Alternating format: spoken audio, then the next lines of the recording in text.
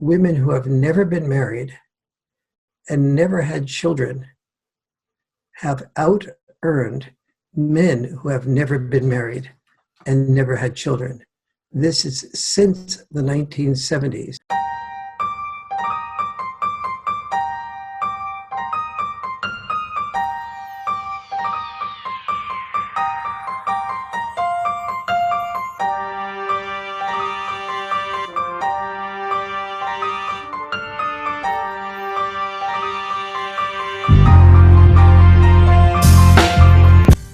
Hello and welcome to the show where I try and make a little sense out of this increasingly stunning and brave new world that we all live in by talking to a series of expert witnesses about their experiences, interests and concerns. It's important in life to be in touch with your feelings, but it's also crucial to be able to back those feelings up with facts. And so the purpose of this show is to push past purely personal or political promoting positions, separate fact from fiction and fake news headlines in the hope of uncovering important home truths. And in this, the second of two very special episodes, I continue to talk Sense Not Sensibility with the political scientist, activist and author Dr. Warren Farrell, who, amongst many other things, has been described by GQ magazine as the Martin Luther King of the men's movement, and is also the only man to have been elected onto the board of directors of the American National Organization for Women, a grand total of 3 times. In this episode, Dr. Farrell continues to comment on various dubious and deeply disingenuous claims that feminist activist Laura Bates has made about him in her book, Men Who Hate Women. As I'll reveal in a future video, Laura does appear to have been following at least some of the fact-checking series where I take the time to talk to the people that she rather rudely only talks about. So, Laura, if you do happen to be watching, I'd encourage you to stick around till the end, where Dr. Farrell has a few personal words of advice specifically for you. But to begin with, I asked Dr. Farrell to comment on Laura Bates' suggestion that in his international bestseller, The Myth of Male Power, he claims that women have greater economic capital than men, and therefore only have themselves to blame for the existence of a gender pay gap. So let me deal with the larger picture first about the pay gap with men and women. One of the challenges is that when somebody says men earn $1 for each 76 cents that women earn for the same work, that's pretty much taken as being real. And nobody has much of you can say that to an audience of 1,000 and most people just sit and listen. When I say that the pay gap is far more complex than that, it took me an entire book to explain the reason for that. And one of the problems with writing a book is that anything can be taken out of context very easily. So the book was called Why Men Earn More and What Women Can Do About It. It's actually Why Men Earn More, and the subtitle is The Startling Truth Behind the Pay Gap and what women can do about it.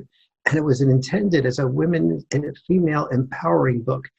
I specifically showed 25 areas in which men participate in those areas in such a way as to earn more money than women do, and women participate in those areas in such a way as to have more balanced lives. And when we interview people who earn a lot of money versus people who have balanced lives, we find that the people who have balanced lives are usually happier. And so therefore, one of the themes of Why Men Earn More and What Women Can Do About It is that men need to learn from women, because real power is not about earning money that someone else spends while you die sooner. That's a pretty bad definition of power, which is the implicit definition that men have bought. But rather, real power is about happiness and controlling your life in such a way as to feel like you are happy, and real power is also about being able to free yourself from the straitjacket of either female or male roles, and to be able to develop the emotional intelligence it takes to be loved, not just for your money, but also because of the human being you are, and your listening skills and your emotional skills.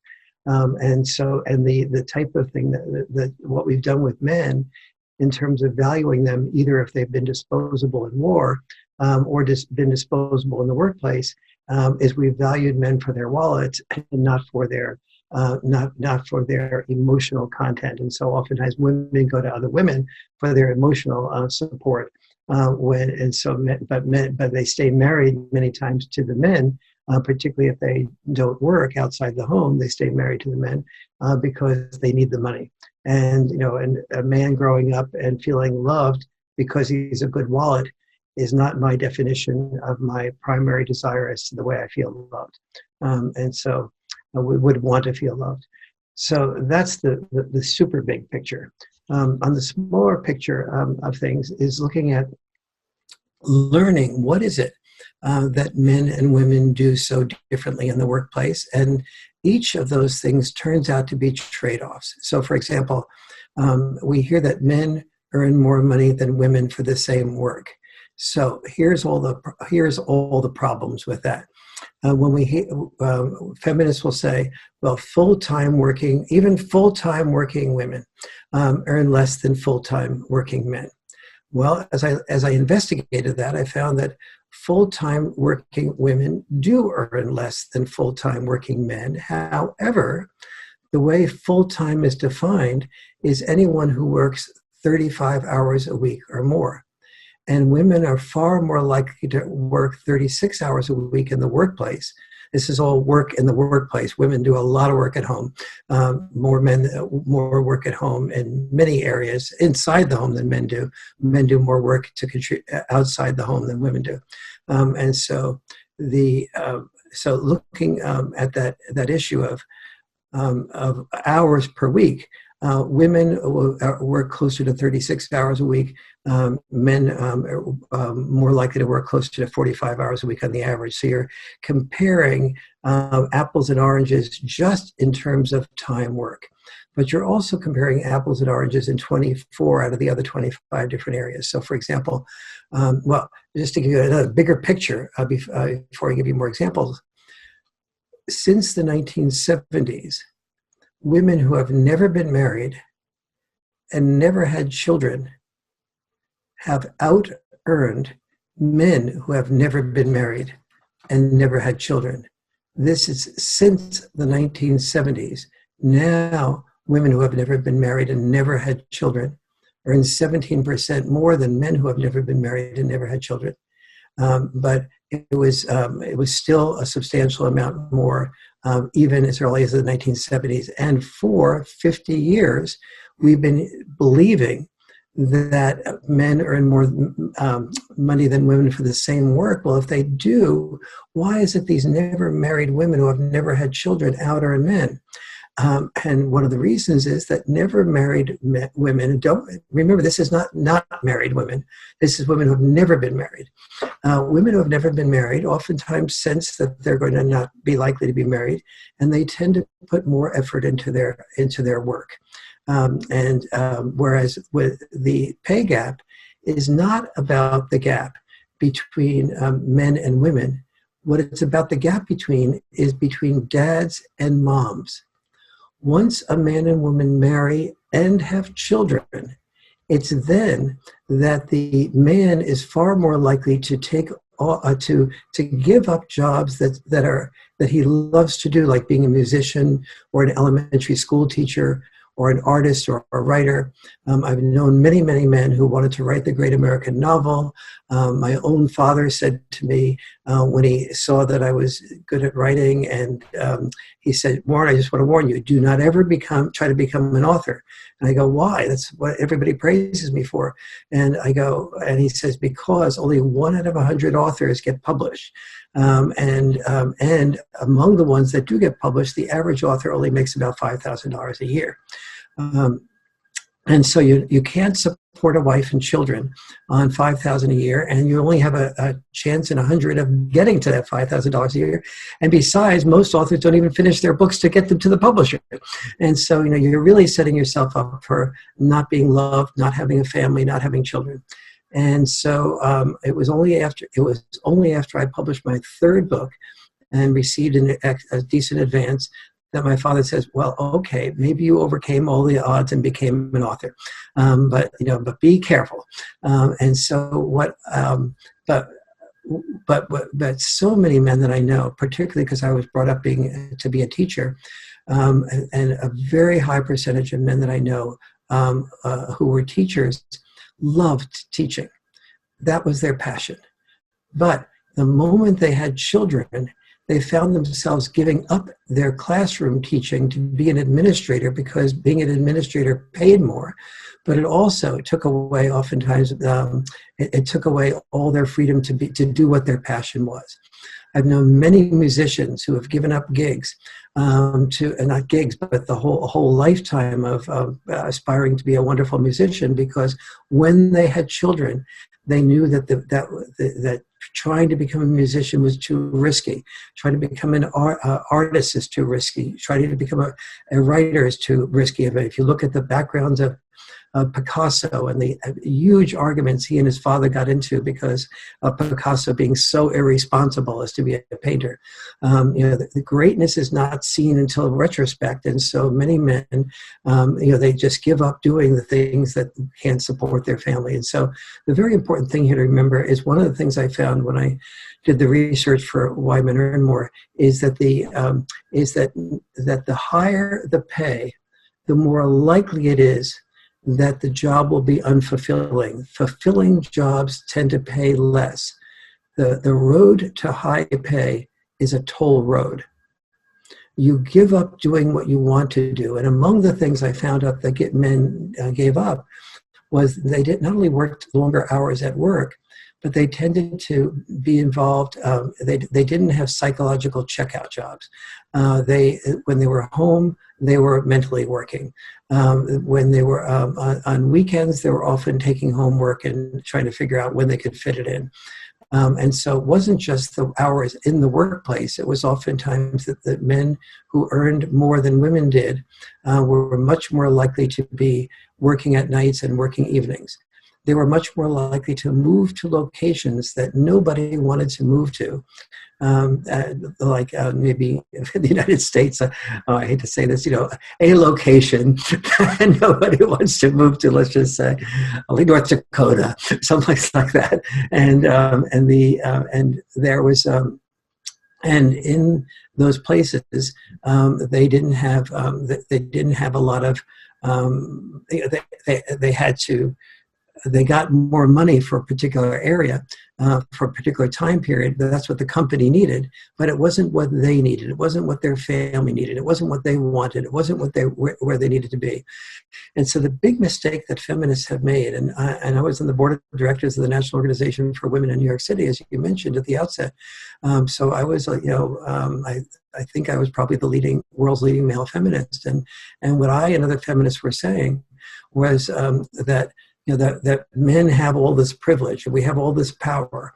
Well, we actually, earning money that someone else spends while we die sooner is not privilege. It is an obligation and a responsibility. One of the reasons my father got on my back was he said, Warren, you're teaching people you're teaching people about psychology. You're teaching people about he says, psychology is poison. He said, it teaches people to do what they want to do. People don't need, especially men, if you're a real man, you don't think about what you want to do. You think about what you need to do, what you have to do, what your responsibilities are. Do you think I wanted to be an accountant? No, but it made more money than being a writer or being a speaker, and that type of thing. And so so many men have felt damned if they do and damned if they don't. If they do earn money, they are oftentimes working these long hours, and they don't have the chance to have contact with their family. And the feminists are calling them men who have male privilege and male power. If they don't earn money, feminists aren't calling them anything. In fact, nobody's calling them anything. Everyone's pretty much doing the same thing, ignoring them. They're losers. This is the type of dilemma that I discussed in The Myth of Male Power, and look at that larger, to take it from the largest picture perspective. Now, on the smaller issue that you mentioned to begin with, is the lack of understanding that many men's money is spent on women, so you can't calculate even what women make by looking at just what they make at work. If you go to any restaurant, the finest restaurants in London or in the United States, you just ask the maitre d' this question. When people come in here and there's a man and a woman, and it looks like they have a romantic relationship, their husband and wife, or making eye contact with each other, that indicates that. Who is more likely to pay? And the maitre d' will almost always say the man. And so maybe it's that the man takes the credit card that's for both of them and pays. So let's ask this just to people that aren't married, and they will still say the man. Then ask them what percentage of time does he or she guesstimate that the man pays versus the woman, and the answer will usually be in the 90 to 99%, something like that. And so that's money that comes from that single man to the single woman without oftentimes very much question. Well, women will often say, well, he asked me out. Well, that's a double jeopardy. You're first putting the social expectation on men to do the asking out, which means he has to risk rejection, which if you've asked out if you're a woman and you've asked out a lot of men, you know the fears that go inside of you when you risk rejection like that. And men experience those fears, they repress those fears, and they feel lots of feelings that nobody cares to hear them express. And then they take those risks of asking them out. That's jeopardy number one. And then they're expected to pay for the risks of rejection that they took. Now, what would be empowering women and what would increase the respect for women? It would increase the respect for women instead of just focusing on when men do sexual moves wrong, to focus on in junior high school and on, which is like when just beginning of teenage years, the responsibilities of girls and women to share those risks of rejection. And that's what I used to do all around the world is men's beauty contests and role reversal dates. I'd have men's beauty contests to help every man understand what it was like to be focused on as a sex object, but every woman taking the risks of sexual rejection by asking the man out in a 20-minute date during the course of the evening workshop, and fearing the rejection that she'll get when she asks out the man who's her number one choice. And so, there's many dimensions of other social capital that women experience, such as men being more. Valentine's Day. Do you have Valentine's Day in UK? Yeah. Oh, yeah. Okay. And so if you look at any analysis of Valentine's Day, you'll see that that men spend far more on women for Valentine's Day than women spend on men. And so there's just hundreds of examples like that I talk about in the Myth of Male Power. But the most important thing is to understand that larger picture and how sad so many men feel about the fact that they don't mind giving up their life's aspiration to support their wife and their children. They do mind not being appreciated for it. Yeah, that kind of we could take the conversation in quite a lot of different directions. There's got Yes. things I'd be fascinated to talk to you about, maybe perhaps some other time, because particularly I think the trends in terms of electronic dating, etc., is potentially kind of leveling that playing field, but in other ways it's actually narrowing it, because the kind of statistics seem to point towards a woman. Women are much more likely to go after a much narrower field of men than men are. So then it's becoming even harder potentially for men who maybe aren't attractive and don't have that sort of solid job to go after to get a date. And that's kind of probably feeding into the phenomenon of the incels. That is kind of one of the reasons, it's probably the reason I find Laura Bates's book so reprehensible, because kind of, the phenomenon of incels, it is, it's a difficult one. It's a complex one, and if you go onto the kind of the discussion boards that incels populate, you will find very misogynistic language, and you will find a lot of anger towards women. But that's, having talked to people who've kind of interacted with themselves over a significant period of time, it tends to be something that kind of works itself out, and it's an experience that a lot of young men are kind of increasingly finding, and it's sort of they have to find a way out of that frustration and anger because no one in society is helping them. So it strikes me, I mean, a lot of these people are, have physical disabilities, etc. There's some of, what would traditionally be perceived as potentially very low down the order in terms of, privilege, for one of, for a better term. And yet Laura Bates is basically exploiting their position to turn them into kind of Mr. Evil because it, kind of suits feminism. So that's one of the reasons. But listen, to stay on track, I just have one follow-up question in terms of what Laura Bates was saying.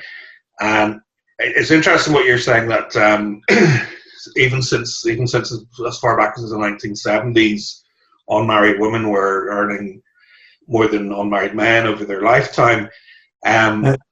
Just to be clear, never married women who have never had children. Okay, because one thing I'd like to clarify, and I'll mention the other point before I ask you to comment.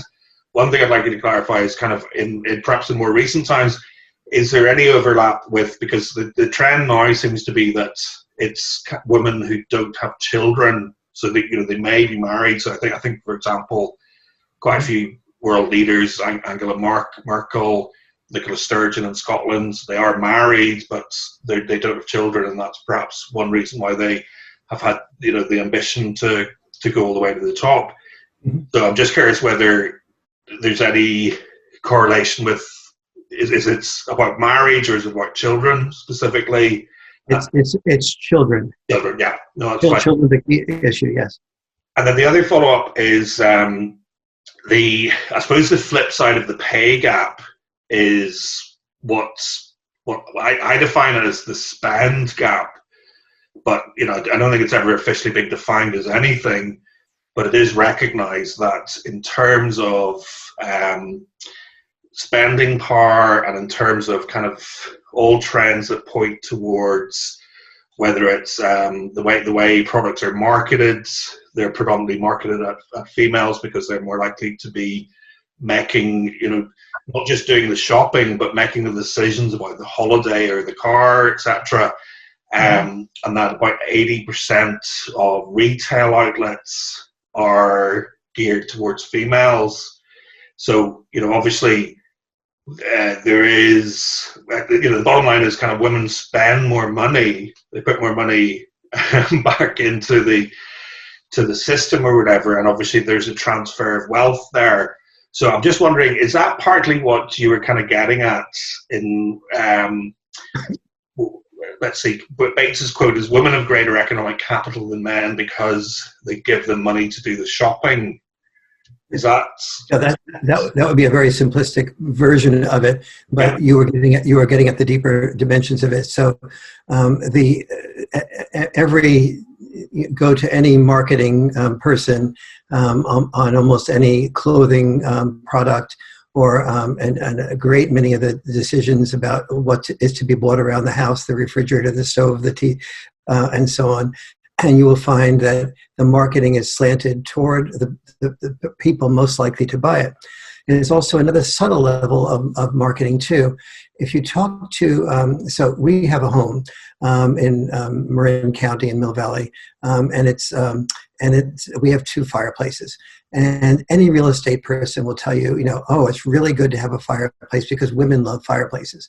And also women love, what the way the kitchen looks and is extremely important because women care a great deal about the kitchen there. And so then you ask a real estate person, and just try this, ask any real estate person, whose opinions are more important, the females or the males' opinions in buying the house?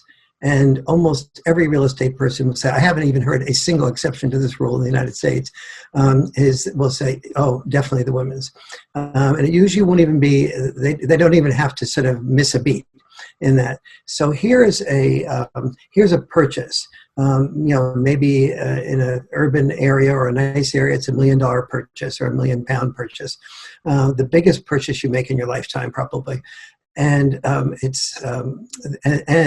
that purchase is, technically speaking, coming oftentimes from the money that mostly the man makes, but it is a purchase that is largely the purchase influenced more by the female than the male. And so this is, there's an old saying, a happy wife is a happy life. And so many men feel that they're working very hard to be able to buy the type of home that a woman wants, with the type of kitchen she wants, with the type of amenities that she wants, and we're trying to please a woman. And so, as I mentioned before, when we work our rears off and die 6 or so years sooner to please a woman, that doesn't bother most men. But what does bother most men is being called a person of male privilege, male power, a male oppressor, a part of the patriarchy when we do it well, and a loser, or just plain ignored when we don't do it well. We feel caught between a rock and a hard place, and that's what creates the incels, who are not just saying, "I don't want women." The word incel means involuntarily celibate, which means I want to be involved with a woman. There's another group called MGTOW, men going their own way. These are all men who are the great majority of them are heterosexual men who want relationships with women. But they've found, but as you said a few minutes ago, that, for example, in China, the dating sites, these are the largest number. The dating sites in China are the largest, have the largest population of any place in the world. And in analyses of the largest dating site in China, they found that women want men who have homes and have cars, but only 8% of the people on the website the men have homes and cars. They, of course, also want men who are usually a little taller and men who are good looking. So we're now down to 8%, and the fraction of 8% that are taller and are good looking. And so we're maybe down to 3 or 4%, depending on how you define taller and good looking. And so as you pointed out a little while ago, all these women are competing for this 3 or 4 or 5% of men. And that means that 96, 97% of men are left out of being desired. So they're either settled for or ignored. And if a man is both short and, which is one of the two most important things for women is the height of the man. If he is short, and Chinese men are not known for being super tall, that is a challenge. And so let's look at this empathetically from both sexes' perspective. The women are feeling like, my goodness, there's no good men. And the ones that are both good and emotionally intelligent are often gay. I give up. And so they complain to their women friends, and their women friends all agree that there's no good men. In the meantime, 96, 97% of men are feeling somewhere between ignored or a second choice or somebody that the woman has to settle for. And men feel that. They keep those feelings to themselves, but they feel that being second choice. And they compensate for it by trying to earn more money. And then if they earn more money successfully, then people say, aha, look at all the money he's earning compared to his wife, who's earning less. And it's like caught between a rock and a hard place. And women, if you're a feminist woman listening to this, just know, I know you want love too. I know you want companionship. I know you want connection. I know you want to feel understood. Take some time reading The Myth of Male Power, or if pay gap is the issue, why men earn more than women, or if you have children, the boy crisis, because it'll give you a framework that the world society is not introducing to you. And when you understand that framework, you'll have a different type of compassion, and the man will feel, your husband, boyfriend will feel that you have that love. You've taken the time out to do the reading, to do the homework, to understand his perspective. You're not self-righteous, but you're caring, and that will serve you well. And particularly if you're married and have children, it will serve your boys and girls extremely well. And this is what you want for yourself. Self-righteousness does not beget love. Yeah, no, I would 100% agree. And like if anyone is listening from that perspective, I could perhaps contribute a bit of positivity that my wife and I, we've just undergone quite a big project in our house, including kind of a new kitchen and etc. and a kind of bathroom at great expense. Now, it's not something that I was remotely sort of interested or bothered with, but I was very happy that we did that because it made my wife very happy, and that's that's what makes me happy, and my wife makes me very happy. So and she got to choose all the fixtures and fittings. So there you go. Well, this is funny because this is a sample here of two, but it gives you a sense of something. And we, during COVID, just spent the better part of the last 6 months redecorating our bathroom, which my wife hated. We bought the house. The house is a 1976 built house, and it was it hadn't been updated since then. And I happen to be very into designing. I used to design my own shirts, and so the good news is I'm very into design, and I was happy to do it. But it would not have been something I would have put our money into because we had other priorities that I felt were more important. But she cared about the bathroom being redesigned, and so we did that. And I spent a good part of 6 months taking a lot of more than 50% of involvement in creating that design and working through and checking out contractors and so on, and subcontractors to the subcontractors, and you know exactly what I'm talking about if you've just been through the process. And she believes we have one of the best bathrooms she's ever seen, and so do other people now. And she's extremely happy with it. And she's on to, I'm sure she'll be on to the next project she'd like to have done fairly soon. And, and I'll, so this is just two people talking randomly. We weren't selected for people who redecorated their bathrooms, but we both had the same attitude. Our wife wants it. Therefore, we want our wife to be happy, and a happy wife makes a happy life. And so we serve in that way. Yeah, and I suspect I can only speak for myself, but I certainly spent a very long time kind of looking for the right person, and the joy of a partnership, not just kind of a loving relationship, but kind of working together in those sort of projects and playing to each other's strengths is something that it's a great joy. It's never been a rivalry, I suppose, in my experience. So listen, no, thank you very much for that. The second area that kind of want to talk about that Bates kind of covers, and I'm gonna there's 5 bullet points, but they're all kind of flowing around the same area, and it's particularly it's the classic area that feminists often go to, which is the area of sexual relations in some respects, going into the area of like sexual harassment and rape, and using very emotive language that automatically kind of trigger emotions in everybody. So I'll kind of read what she says to start off with, which she kind of describes the commentary. I think much of this is actually from the myth of male power, but I think it kind of carries across, the kind of various aspects of your writings and work.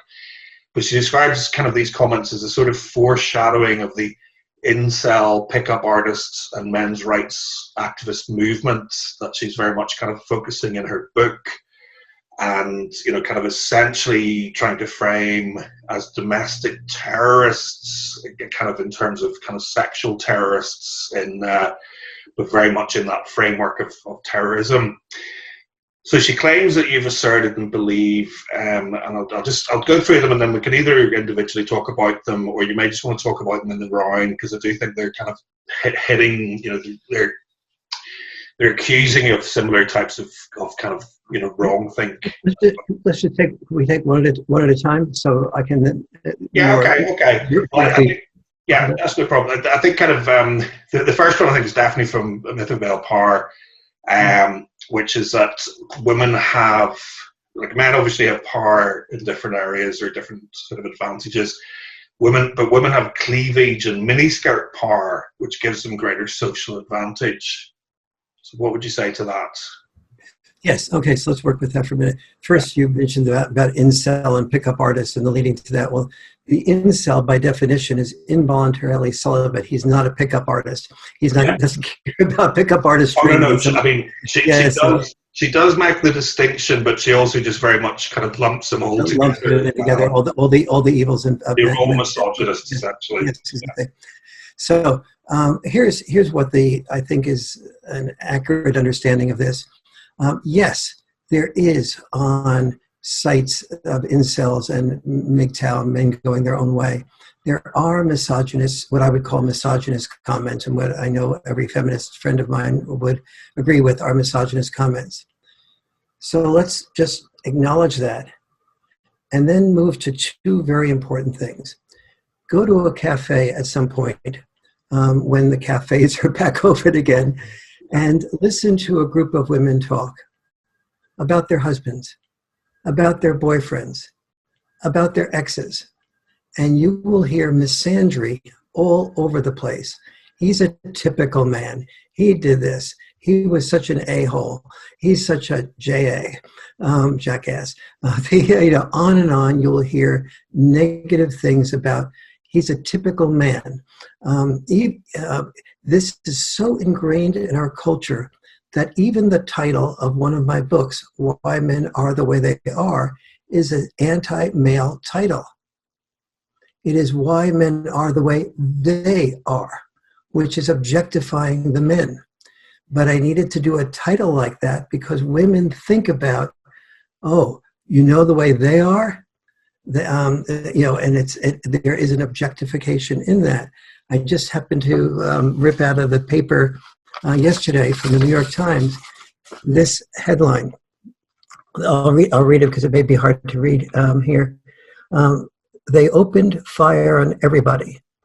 Suspected militants kill 100 civilians in Niger. Okay, everybody and civilians. Turns out to be they only killed men and boys. It was never mentioned either in the headline or the subheadline that everybody was just men and just boys, and civilians were just men and just boys. We have so much implicit sexism of discarding the disposability of men that is around, that is therefore a type of misandry, not acknowledging the pain and the suffering of men. Every generation had its war. And what I discuss extensively in the Myth of Male Power is that each generation that had war, we gave social bribes to men to be disposable in that war. Social bribes like calling them a hero if they were willing to die in that nation's war at that time.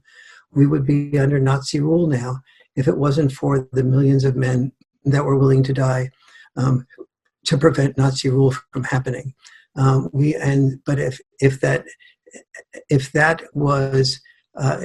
loss of men is instead of being acknowledged and recognized and is just discarded, or men were expected historically to give up what they wanted to do, as I said, to do what they needed to do, and we haven't acknowledged them for it. And so the putting down of men that I see among women in just everyday conversation that I hear with my own ears among women in everyday conversation is filled with misandry. However, why do women do that? They do that to process feelings so they can go home to their husbands or their boyfriends, or or be heard about the anger they had toward their ex and what he or she is doing. Sometimes women go on too long that way, and they just fill themselves with anger forever. But no one says, you're a misandrist for talking that way, and you're saying all men this or all men that. Women support women in being angry. And not only do they support them in being angry by not calling them misandrists, they feel pressure to contribute their own story of a terrible man that helps that woman feel supported about how terrible the men are. Now, here's what's happened with incel. People like Paul Elam with Voice for Men and other groups have created sites like Voice for Men and MGTOW sites and incel sites and gotten many of these men together, and they've been able to replicate a little bit of what women do just automatically from their social training. And so they do go through a period of complaining and playing victim and that type of thing, and things that would be called misogyny. And then Paul Elam just told me the day before yesterday that in groups like this, these men are eventually channeled to do something positive, to stop playing victim, to think about what their next step can be, to think about what was their own responsibility in the process of breaking up that relationship. Men are actually very quick to acknowledge, like, I'm just not as emotionally intelligent as my wife is, or I said this too loud, or I shouted when I should have not shouted.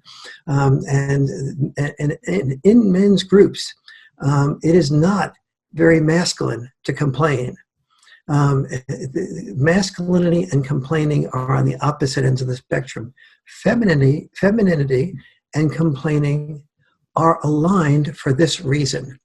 When a woman complained about something, she discovered two things: who was interested in solving her complaint and who was capable of solving her complaint. If she's talking about I can't get anybody to do anything around the house or fix it around her house, and some guy overhears her and says, "Oh, I'm willing to do that," and then he goes ahead and he does it for her. He probably wouldn't have responded that he's willing to do it if he wasn't somewhat attracted to her, and he wouldn't have, and then she has a chance to see that she's attracted to him, and then he then goes ahead and either does it or doesn't do it well. And if he doesn't do it well, it's the end of him. But if he does do it well and he's attracted to her, and if the attraction is somewhat reciprocal, the complaint paid off. The history of biology of women is that when women show vulnerability, they attract men who compete to be their saviors. The whole women's movement was about women showing vulnerability. I feel like we don't get equal pay for equal work. I feel like men come on to us as sexual harassment, there's date rape and so on. And men, politicians, as well as other women, men and women will agree to one thing. When women have a problem, they'll all compete to solve the problem. When men have a problem, everyone competes to not acknowledge it. Yeah.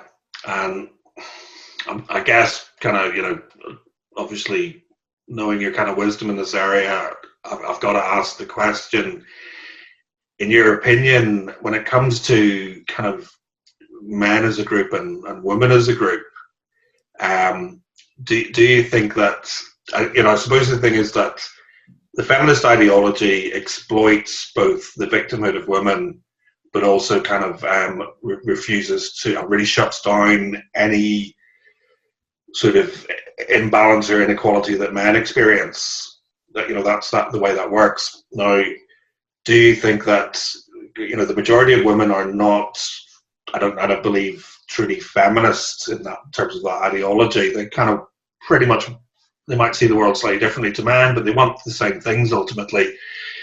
Do you think that kind of most women are open to the concept of men's human rights, or is that something that they would feel challenged by because they might not get as much of the pie, for want of a better term? Yes, very good, really important question. So the first part of that on feminism as victim, honing victimhood as a fine art. At the beginning, when I was on the board of NOW in New York City, one of the reasons I supported the National Organization for Women and Feminism was because the main message I was hearing is, I am woman, I am strong. Now the main message I am hearing is, I am woman, I've been wronged. And so we've gone from at least part of feminism in its most recent iteration in the 60s and 70s, that iteration, what most people call second or third wave feminism. That feminism is what always had a victim part of it. And the victim part of it was men are the oppressors, women are the oppressed. However, there was also an empowering part of it too. Like women, you go girl, women can do anything, get your wings. The future is female. And so that part, not the future was female part, but women, you can do a lot of different things, was a wonderful part of feminism. That's what made me support feminism. I wanted my daughters to have multiple options. I wanted them not to just be, okay, you're female, therefore you need to raise children. Raising children is wonderful and fine if that's what you're up for, but not as a straitjacket that you have to do that. And so we've created this the multi-option woman, and that's wonderful. But we have also created the no-option man. So, for example, when even today in 2021. When a woman is about to have a child, usually if she's a working woman who's ready to have a child, the dinner conversation will be, I don't know whether I should continue working full time, or I don't know whether I should be at home full time, or or maybe I should work part time, or maybe I can negotiate with my job to work full time, work full time but fewer hours. Maybe I can negotiate to move closer to home.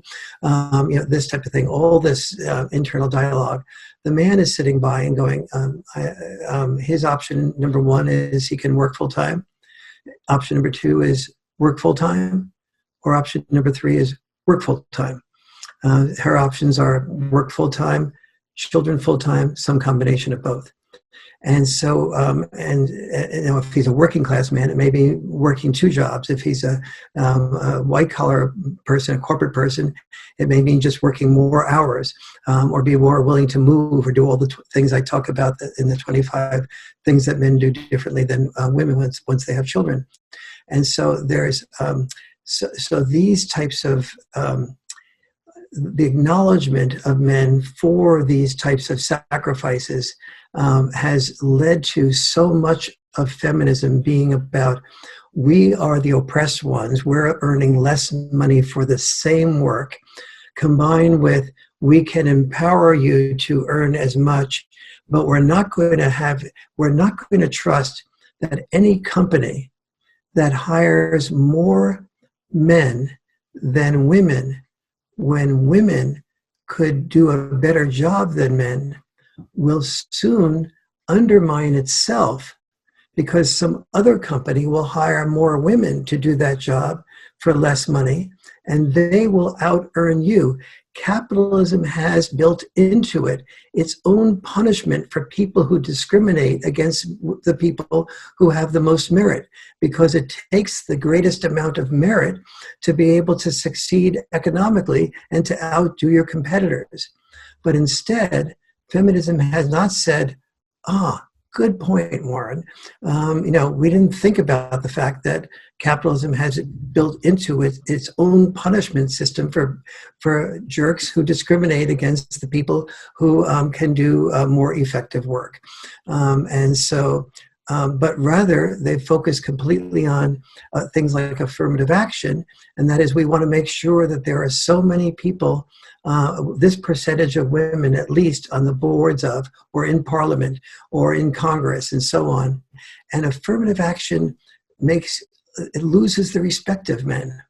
It loses the respect of men because anyone who came in with a certain sort of like, you are male, and therefore we're going to we're going to require 40% of the nurses in this hospital to be male. Men would say, or 50% of the elementary school teachers in your child's school to be male, or 50% of the prostitutes have to be male, because female prostitutes earn a lot more than male prostitutes, and there's a lot more of them, so we have to have 50% male for equal earnings, or anything like that, or 50% of the massage therapists have to be male, or 50% of the dental hygienists have to be male. These are all areas in which men are discriminated against, but the solution that men come up with is not to hire 50% of our gender, but rather we could either choose to earn a position, and especially in capitalist companies where the amount you produce leads to your success, leads to you defeating your competitor. This would reward you for hiring people with higher merit and punish you for for hiring people with lower merit. Now, it's more complex than all that, but that gives you some portion of the understanding that has not been talked about in the culture at large. Victim feminism is undermining women. Victim feminism of women say, so in the United States, I live in California, and in California it is law that if a boy or girl go to college and the boy reaches out to the male, let's say, reaches out to the female, then she's already accepted a date from him, and the two of them are out together and they've never held hands, and he reaches over to hold her hand, and she, from that point on, can sue him for sexual harassment because he didn't first ask her, was it okay to hold your hand, and get a verbal agreement from her that, yes, you may hold my hand. Now, 99.9% of women would not make that accusation. But if the relationship breaks up and he rejects her, she can go back to that possibility and say, I was a victim of sexual harassment. And so tens of thousands of males in the United States have been told that they were perpetrators of sexual harassment. And there's thousands and thousands of lawsuits that the Office of Civil Rights has received about violations of our laws, saying that there cannot be discrimination based on sex, because when these males are put up for trial, they're not put up for trial in the standard courts. They're put up for trial inside the university. And inside the university, they do not have to have due process. That is, there's no right on the part of the male who's been accused of being a sexual harasser to cross-examine or ask questions of the female who's accused him. There's often no right on the part of the lawyer to ask the female who's accused him. So the female is protected and the male isn't, which is a violation of due process. Now, this is part of the type of thing that has created so much anger about what is called woke culture or cancel culture or political correctness that has led to the election of Trump. That so many people feel like it's gone too far. And so the Democrats have been hanging other Democrats by their own petard because it's just, many people who are trying to empathize with feminist positions say it's just gone too far, and my own son is being accused of something and he doesn't have the right to defend himself. Now he has this on his record for the rest of his life. He's kicked out of the school. Other schools won't accept him for this. And so we have tens of thousands of male and female parents, including many feminist parents of sons, saying, whoa, what had a lot of value to it, that is understanding when men press things too far, has now gone too far the other way, A. And B, the question nobody is asking, why aren't we training our daughters to say no and say to the boy or man, I've said no, but if I change my mind and I'm interested, I'll take responsibility to come back and hold your hand. I'll take responsibility of kissing you. I'll take a responsibility of moving the kiss from the lips to the tongue. We're not training our daughters to really have respect and to really have power by sharing the responsibilities for sexual rejection. And until we do that, there will be men competing to be women's heroes, which will only be keeping men in their traditional male roles and only keeping women in their traditional victim roles.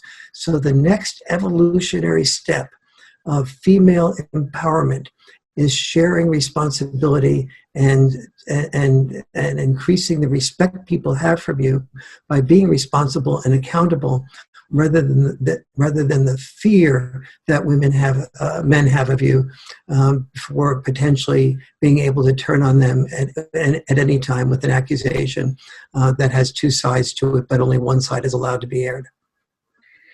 Yeah, the next two quotes were women make false rape and sexual harassment claims, and no one has taught men to sue women for the sexual trauma of saying yes, then no, then yes. And I think that you've kind of covered a fair bit of that. Is there anything else you want to say, maybe particularly to that last one about the no, then yes, then no? Yes, we do often hear, and then I'll maybe close with this, we do often hear from feminists, what is there about no that you don't understand? Here's what there is about no that no one understands. A woman says no. It's a heterosexual woman with a heterosexual man, says no, and the man says to himself, now, is this no forever? That means, like, she just said no to my, let's say, kiss, and so does this mean she really is not interested in me, and I should just sort of have a nice civil conversation and say goodbye and never call her back again?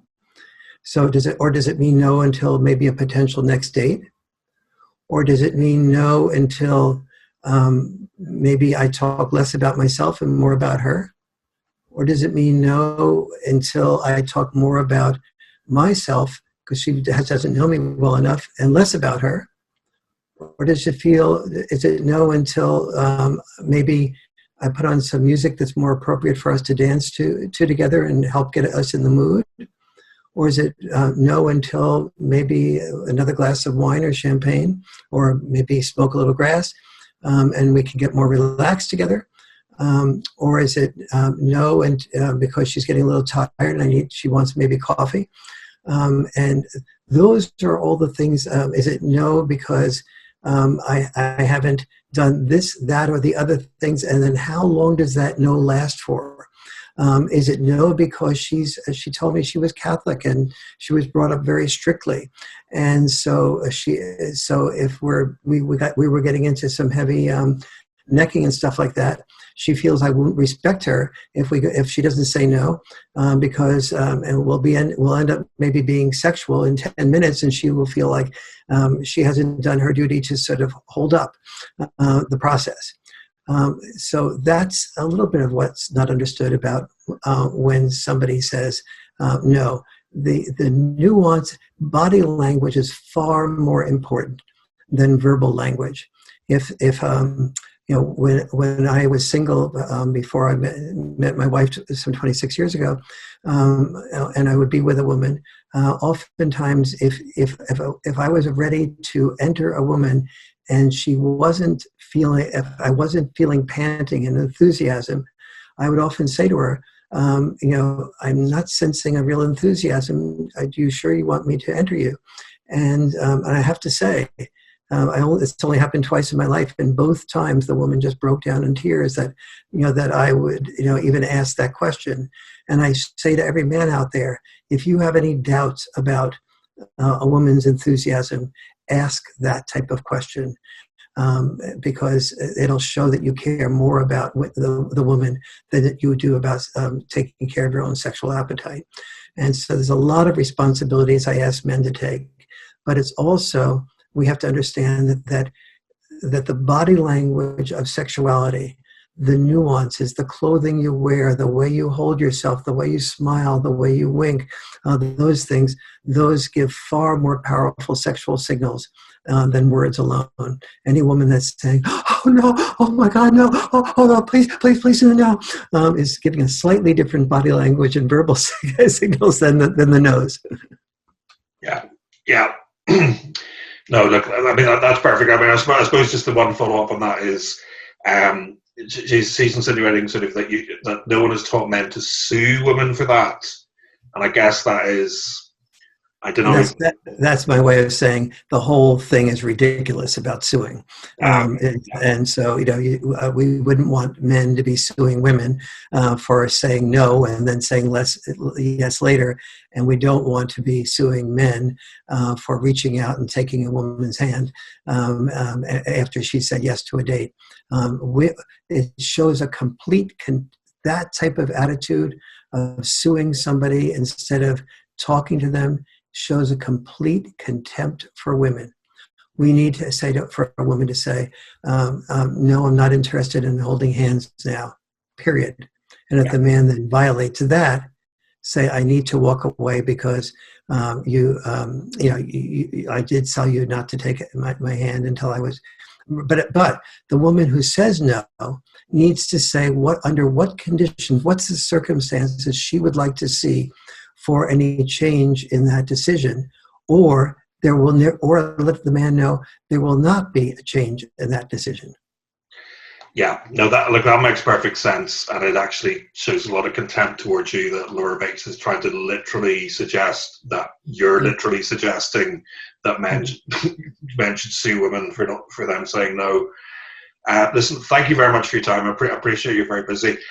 Is there anything else you'd like to say directly to Laura Bates if she ever watches this? I suppose we've got a closing question. Wow.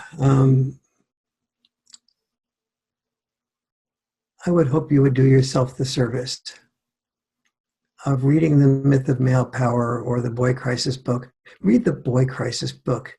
See how, if you became a mother of a son, what the messages are that we're giving to our sons are messages that you don't want your son to be having as someone that you love and that you would like to protect from having an awful life experience.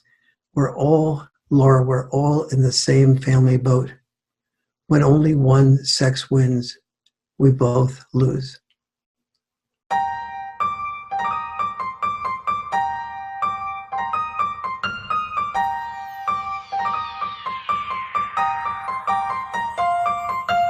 Wise words indeed. And I sincerely hope you're listening, Laura, because much as you may dislike criticism and opposing opinions, the cold reality remains that it's impossible to poison only half a well. My thanks once again to Dr. Farrell for taking the time to talk to me.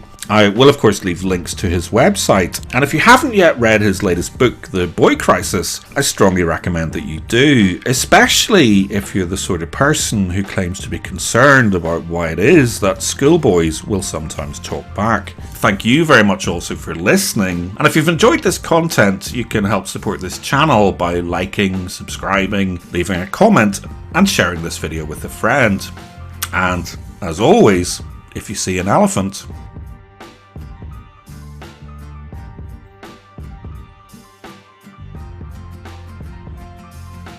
Can't you see it too? There's an elephant in the room. The Glass Blind Spot is brought to you by you, because it's your views, your likes and your comments that keep this show on the road.